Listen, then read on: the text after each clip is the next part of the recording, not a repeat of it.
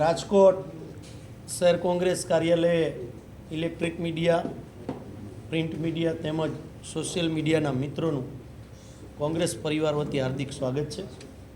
ગુજરાતની અંદર સમગ્ર ઇલેક્શનો સ્થાનિક સ્વરાજના પૂર્ણ થયા પછી ખાસ કરીને ખેડૂતો સાથે જે વ્યવહાર ભારતીય જનતા પાર્ટીની સરકાર દ્વારા કરવામાં આવી રહ્યો છે અને ક્યાંક કંપનીઓને ખટાવવાની વાત સામે આવી રહી છે, ત્યારે સમગ્ર ગુજરાતની અંદર વિરોધ પક્ષ તરીકે તાકાતથી ખેડૂતોનો અવાજ રાખવા માટે કિસાન કોંગ્રેસના ચેરમેન પાલભાઈ આંબલિયા તેમજ લાલજીભાઈ દેસાઈ, જિગ્નેશભાઈ વગેરે અમારા પ્રદેશ કોંગ્રેસના આગેવાનો આપે મીડિયાના માધ્યમથી જોયું હશે કે રાત દિવસ એક કરીને ખેડૂતો માટેની જે લડાઈ આવનારા સમયની અંદર લડી રહ્યા છે, ત્યારે આખા ખેડૂતોના અવાજને ભારતીય જનતા પાર્ટીની આંધળી અને બેરી સરકાર સામે મૂકવા માટે જે એક આગોતરું આયોજન કરેલ છે, એ માટે આજે આપ બધા વચ્ચે આવવાનું જિગ્નેશભાઈને અને પાલભાઈને બંનેને થયું છે। તો હું વિનંતી કરીશ કે આગામી રૂપરેખા ખેડૂતો માટેની લડાઈની રૂપરેખા જિગ્નેશભાઈ અમારા ધારાસભ્ય અને ગુજરાત પ્રદેશ કોંગ્રેસના કાર્યકારી અધ્યક્ષ પણ છે અને એક લડાઈ અમારા કોંગ્રેસના નેતા છે, એમને વિનંતી કરીશ કે આગલી રૂપરેખા જિગ્નેશભાઈ આપને કહેશે। આપણે જાણીએ છીએ એમ અને રાજ્ય સરકારે એકથી વધારે વખત કરેલા દાવા મુજબ ગુજરાત એ વીજળીના ઉત્પાદનમાં ઇલેક્ટ્રિસિટીની બાબતમાં સરપ્લસ રાજ્ય છે, એટલે કે અહીંયા જરૂરિયાત કરતાં વધારે વીજળીનું ઉત્પાદન થાય છે। એ છતાં કેટલીક મોટી કોર્પોરેટ કંપનીઓ, પૂંજીપતિઓ, ઉદ્યોગપતિઓને સાચવવા, કરોડપતિઓને ખરબપતિ બનાવવા માટે ગુજરાતની ભારતીય જનતા પાર્ટીની સરકાર એ કંપનીઓ સાથે મિલીભગત કરી ખાસ કરીને સૌરાષ્ટ્રના અને પછી આગળ જતાં ગુજરાતના 26 જેટલા જિલ્લાઓમાં ખેડૂતોની સદંતર મરજીની વિરુદ્ધ એમના ખેતરમાં બળજબરીપૂર્વક દાદાગીરી કરીને વીજળીના થાંભલા નાખી રહ્યા છે। આ વીજળીના થાંભલા નાખી રહ્યા છે એ દરમિયાન પોલીસ પ્રશાસન જે પ્રમાણેની જબરદસ્તી અને જોર જુલમ વર્તાવી રહ્યા છે, જે પ્રમાણે બેન દીકરીઓ માતાઓને સુરેન્દ્રનગર જિલ્લાના ધ્રાંગધ્રા તાલુકાના કોંટ ગામે, સાપકડા મોરબીના ગામે, દ્વારકામાં અન્ય જગ્યાએ જે પ્રમાણે બેન દીકરીઓ માતાઓને મારી, જે પ્રમાણે યુવાનોની બોછી પકડી ગરદન પછડી, જે પ્રમાણે પશુ કે જાનવરને ઢસડતા હોય એ પ્રમાણે ખેડૂતોને વીંઝોળીને ફેંકી દીધા, ખેડૂતના ખેતરમાં ઘૂસી એમની ખાનગી જગ્યાના તાળા તોડ્યા, બહુ જ બેહુદું અને અમાનવી કહી શકાય એ પ્રમાણેનું વર્તન કંપનીઓના ઇશારે ગુજરાતની ભાજપ સરકારે કરેલું છે। આખા ગુજરાતમાં લગભગ 26 જેટલા જિલ્લામાં આ પ્રમાણે વીજળીના થાંભલા લાગવાના છે। હું ગઈકાલે ધ્રાંગધ્રાના કોંટ ગામની મુલાકાત લઈ આવ્યો, જે 67 મીટરની ત્રિજ્યામાં જેટલા વ્યાપમાં વીજળીનો થાંભલો પેલું સ્ટ્રક્ચર ઊભું કરવાનું હોય છે, એ સિવાયની જગ્યામાં લગભગ 1.5 કિલોમીટર સુધીનો એરિયા આ કંપનીઓએ સંપૂર્ણ ગેરકાયદેસર રીતે કાનૂન, બંધારણ, કાયદાકીય જોગવાઈઓની ઉપરવટ જઈ ખેડૂતોની મરજીની વિરુદ્ધ, જાણે ખેડૂતોનું કોઈ અસ્તિત્વ જ ના હોય એ પ્રમાણે ચારે બાજુ દોરડા ખેંચેલા છે, પોતાનો માલ સામાન પાથરેલો છે, એટલે કે ખેડૂતોની ખેતીની જમીનની વપરાશ એ કલેક્ટરે આપેલી પરવાનગી સિવાય કરવાની, પણ એના વળતરનું એક ફદિયું પણ નહીં આપવાનું, અને જો વળતર માગે તો પોલીસને આગળ ધરી બેફામ રીતે એમની સાથે મારકૂટ કરવાની।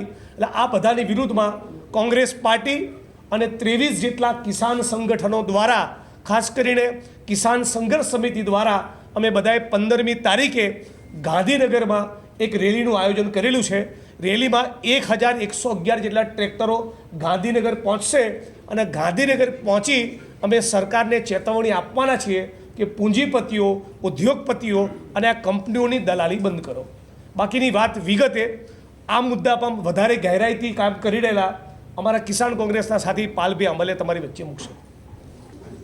જેમ જિગ્નેશભાઈએ વાત કરી ગુજરાતમાં કે ભારતમાં કોઈ પણ વીજ લાઇન પસાર કરવી હોય તો 1885નો ટેલિગ્રાફ એક્ટ છે, 2003નો ઇલેક્ટ્રિસિટી એક્ટ છે અને 2013નો જમીન સંપાદનનો કાયદો છે. 1885 2003 આ બંને કાયદા એમ કહે છે કે મિનિમમ ડેમેજ મેક્સિમમ કમ્પન્સેશન. 2013નો જમીન સંપાદનનો કાયદો એમ કહે છે કે માર્કેટ ભાવનું 4 ગણું ખેડૂતોને વળતર આપો. આ ગુજરાત સરકારે આ ત્રણ કાયદાઓ ઉપર બુલડોઝર ફેરવી અને 2017, 21, 23, 24 એમ 4 વર્ષોમાં અલગ અલગ પરિપત્રો કરી અને જંત્રી ભાવના, નહીં માર્કેટ ભાવ, જંત્રી ભાવના પહેલાં 7.5%, પછી 15% અને અત્યારે 25% વળતર ખેડૂતોને આપવાનું નક્કી કર્યું છે. એટલે જે ગઈકાલે જીતુભાઈ કહેતા હતા કે ખેડૂતો સાથે કોઈ છેતરપિંડી કરે તો નહીં ચલાવાય, અરે ભાઈ સરકાર પોતે જ છેતરપિંડી કરે છે, કાયદાઓ ઉપર બુલડોઝર ફેરવીને છેતરપિંડી કરે છે, પોતાની માનીતી કંપનીઓને ફાયદો કરાવવા માટે કાયદાઓ ઉપર બુલડોઝર ફેરવી અને પરિપત્રો કરે છે. અને એ પરિપત્રમાં 67 મીટરની પહોળાઈમાં કામ કરવાનો કલેક્ટરનો હુકમ હોય છે. 67 મીટર આ થાંભલો ઊભો હોય 33 મીટર આ બાજુ, 33.5 મીટર આ બાજુ, અને એ રીતે એને આ જગ્યામાં કામ કરવાનો હુકમ છે. આની બહાર જેમ જિજ્ઞેશભાઈએ કહ્યું એમ 0.5 કિલોમીટર સુધી ખેડૂતના ખેતરોમાં એનો માલ સામાન પાથરે છે. આમ હાથ લાંબો કરીએ એમ તાણિયાઓ, લગભગ 400 મીટરના તાણિયાઓ એ થાંભલો ઊભો કરવા માટે લગાવે છે. તો આ 67 મીટરની બહાર જે 350 મીટર ઉપયોગ કરે છે એમાં નથી ખેડૂત પાસેથી વપરાશી હક લેતા, નથી ખેડૂતને એ જમીન ભાડા કરારથી લેતા. અને આશ્ચર્ય અને દુઃખની વાત એ છે કે જે 67 મીટરના કોરિડોરને અમે ખેડૂતો માન્ય રાખીએ છીએ, પરિપત્ર મુજબ છે તેમ છતાંય માન્ય રાખીએ, તો એ 67 મીટરનો અમલ એસપીએ કરાવવાનો હોય છે, કલેક્ટરે કરાવવાનો હોય, પોલીસ પ્રશાસને કરાવવાનો હોય. આ 67 મીટરની બહાર 1 ફૂટ એ પગ મૂકે તો અહીંયા ખેડૂતનો અબાધિત અધિકાર છે કે એ પગ મૂકવા દેવાના કેટલા રૂપિયા લેવા. એની જગ્યાએ આ ખેતર તો છોડો, આસપાસના 5 ખેતરમાં ખેડૂતોને અંદર ઘૂસવા નથી દેતા. જે ખેતરનો હુકમ છે એના સિવાય ગઈકાલે અમે જે કોંઢ ગામમાં ગયા હતા, કોંઢ ગામનું સર્વે નંબર 262, જેનો કોઈ હુકમ નથી, જેને કોઈ નોટિસ નથી, પણ તેમ છતાંય એ ખેડૂતના ખેતરમાં પોલીસે દાદાગીરી કરી અને ત્યાં ખેતરમાં તાણિયા ખોડાવડાવ્યા. એ અમે ગઈકાલે બંધ કરાવડાવ્યું. તમે બધાએ જોયું છે કોંઢ ગામની અંદર જે ઓલું તાડું તોડ્યું છે ડેલાનું, એ ખેતરમાં નથી તાર આવતો કે નથી તાણિયો આવતો, પણ તેમ છતાંય એ ખેતરને દાદાગીરીથી પોલીસ પોતે તાળા તોડે છે. અને જ્યારે ગુજરાત પોલીસ, જેનું રક્ષણ છે તાળા તોડનારને કાયદા મુજબ જેલમાં નાખવાનું, એ જ પોલીસ પોતે તાળા તોડવા આવે તો અમારે ફરિયાદ કોને કરવા જાવી? જીતુભાઈ એમ કહે છે કે નંબર આપીએ છીએ એમાં ફોન કરજો. જીતુભાઈ આ વિડીયો તમને નથી દેખાતા? લ્યો ઉઠાવો, નાખો સુરેન્દ્રનગર એસપીને જેલમાં, નાખો સુરેન્દ્રનગર કલેક્ટરને જેલમાં. એ કાયદા મુજબ ખેડૂતો સાથે છેતરપિંડી કરી છે તાકાત તમારામાં જીતુભાઈ, તો એમને નાખો. આ બીજો એક દાખલો તમને આપું. તમે દ્વારકાના લાલુકા ગામમાં, ફોર્ટ ગામમાં જે ખેડૂતનું ગળું દબાવ્યું હતું એ તમે બધાએ વિડીયો મીડિયાએ ચલાવ્યો છે. એમાં આરટીઆઈમાં જવાબ આવ્યો છે કે આ ખેડૂતના ખેતરમાં કોઈ નોટિસ નથી, કલેક્ટરનો કોઈ હુકમ નથી. તો હુકમ નથી, કોઈ નોટિસ નથી, તો અહીંયા પોલીસ પ્રોટેક્શન કેવી રીતે મળ્યું? જો પોલીસ પ્રોટેક્શન નથી આવ્યું અને પોલીસ એમને ગઈ છે, એનો અર્થ એવો કે કંપનીએ પોલીસને ગુંડા તરીકે ભાડે લઈને ગઈ છે અને પોલીસે ગુંડાનું કામ કર્યું છે, કંપનીઓના ગુંડાનું કામ. આ પોલીસે કંપનીઓની સોપારી લીધી છે કે અહીંયા અમે થાંભલો ખોડાવવામાં તમને મદદ કરશું.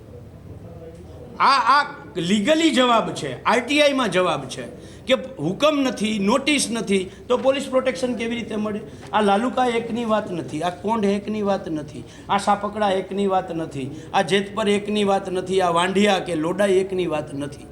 ગુજરાતના જ્યાં જ્યાં થાંભલાઓ ખૂતે છે ત્યાં આ જ રીતે કંપની ગુજરાતની પોલીસને ગુંડા તરીકે સોપારી આપે છે અને એ ગુંડાઓ ખેડૂતોના ગળા દબાવે છે, એ ગુંડાઓ બેન દીકરીઓને ઢસડે છે. અને આ જ વાત અમે ડીજીપીને જ્યારે મળવા ગયા ત્યારે પણ અમે કહી છે. એટલે આ તમામ જે યાતનાઓ ખેડૂતો ભોગવે છે, આની હારે જમીન માપણીથી ખેડૂત પીડાય છે, એમએસપીમાં ભાવ નથી મળતો એનાથી ખેડૂત પીડાય છે, ખેડૂતોનું દેવું માફ નથી થતું એનાથી ખેડૂત પીડાય છે. ખેડૂતોને જે વીજળી ગુજરાતમાં જરૂરિયાત છે એનાથી 5.5 ગણી વીજળી આવતા 2 વર્ષમાં કંપનીઓ ઉત્પાદન કરવાના છે. અને એ જ ગુજરાતના ખેડૂતને જેના ખેતરમાંથી થાંભલો નીકળે છે એને મફત વીજળી નથી મળવાની. એટલે અમારી એ પણ માંગ છે કે ગુજરાતના ખેડૂતોને મફત વીજળી આપો. આ બધી જ માંગોને લઈ અને કોઈ ખેડૂત દ્વારકાથી, કોઈ કચ્છ, વાવથરાદ, સાબરકાંઠા, અરવલ્લી, છોટાઉદેપુર, નવસારી, વલસાડ, કોઈ ખેડૂત 12 તારીખે નીકળશે એટલે કે આજે નીકળશે ટ્રેક્ટર લઈને, કોઈ ખેડૂત 13 તારીખે, જેટલું અંતર છે ગાંધીનગર એ પ્રમાણે ધીરે ધીરે હાલતા થઈ અને 15 તારીખે સવારે 10 વાગે અમદાવાદના શાંતિપુરા સર્કલ ખાતે એકઠા થઈ અને ત્યાંથી ગાંધીનગર અમે સરકારને એક અલ્ટિમેટમ આપવા જઈએ છીએ. ખેડૂતોની જમીન માપણી રદ કરો, ખેડૂતોના દેવા માફ કરો, એમએસપીનો દૂધમાં અને ખેત પેદાશમાં એમએસપીનો કાયદો બનાવો, નકલી ડુપ્લિકેટ દવા, ખાતર, બિયારણ ઉપર પ્રતિબંધ મૂકો. અને ખાસ જે આ વીજ લાઈનોનો પ્રશ્ન છે એમાં સરકારને અમે જીદી નથી, અમે સરકારને 3 ઓપ્શન આપવા માગીએ છીએ. મારી વાત હું ખાલી આ વીજ લાઈનોવાળું કહી દઉં. 3 ઓપ્શન વીજ લાઈનમાં: એક, 2013ના કાયદા મુજબ તમે માર્કેટ ભાવનું 4 ગણું વળતર આપો, અથવા જેવી રીતે મોબાઈલ ટાવરવાળા કે ઓએનજીસી ખેડૂતના ખેતરમાં ખાડો કરે છે તો જે ભાડું આપે છે એમ તમે માસિક ભાડું થાંભલાનું 50,000 આપો, અથવા તો તમે ખેડૂતને વન ટાઈમ સેટલમેન્ટમાં એક થાંભલા દીઠ 2 કરોડ વળતર આપી દો. આ માંગો સાથે અમે ગાંધીનગર અલ્ટિમેટમ આપવા સરકારને 15 તારીખે જવાના છીએ. સ્થાનિક સ્વરાજ્યની ચૂંટણી પહેલાં કિસાન સંઘર્ષ સમિતિ અને કિસાન કોંગ્રેસે સાથે મળી અને ખેડૂતના 200 દીકરાઓને 2 દિવસનો સેમિનાર કરાવડાવ્યો હતો. અમે આ જ વીજ લાઈનોના પ્રશ્નોને લઈને હારે વકીલોની ટીમ, આનંદભાઈ યાજ્ઞિક હોય, અમારે જયેશભાઈ પટેલ છે, આખી ટીમ સુપ્રીમ કોર્ટ અને હાઈકોર્ટમાં આ જે 16(1)ની કલમ છે એ અને ઇલેક્ટ્રિસિટી એક્ટની કલમ 64 જેના આધારે આને સત્તાઓ મળે છે અને જે ખોટું કરે છે અને જે જાહેરનામામાં ખેડૂતના સર્વે નંબર વાઇઝ જાહેરનામાની જગ્યાએ આખા ગામનું જાહેરનામું આપે છે, આ બાબતોને લઈને આવનારા દિવસોમાં આખું ડ્રાફ્ટ તૈયાર થાય છે.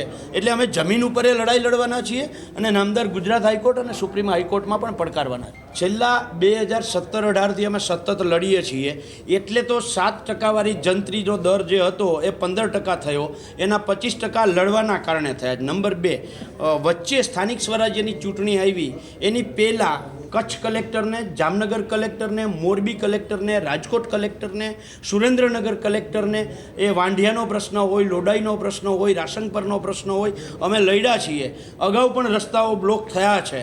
વચ્ચે સ્થાનિક સ્વરાજ્યની ચૂંટણી આવી એટલે સરકાર શાનમાં સમજી ગઈ, એણે તમામ જગ્યાએ કામ બંધ કરી દીધું અને ચૂંટણી પૈતી અને તરત ફરીથી પાછું એ જે તાકાતથી સરકારે અત્યારે કામ ચાલુ કંપનીઓને ગુંડાઓ ભાડે આપવાનું કર્યું છે, એટલે આક્રોશ છે. એટલે અમે ખેડૂતોની વચ્ચે ગયા છીએ અને ખેડૂતોએ સામેથી કહ્યું છે કે હવે બસ થયું, હવે ગાંધીનગર જ જવું પડે.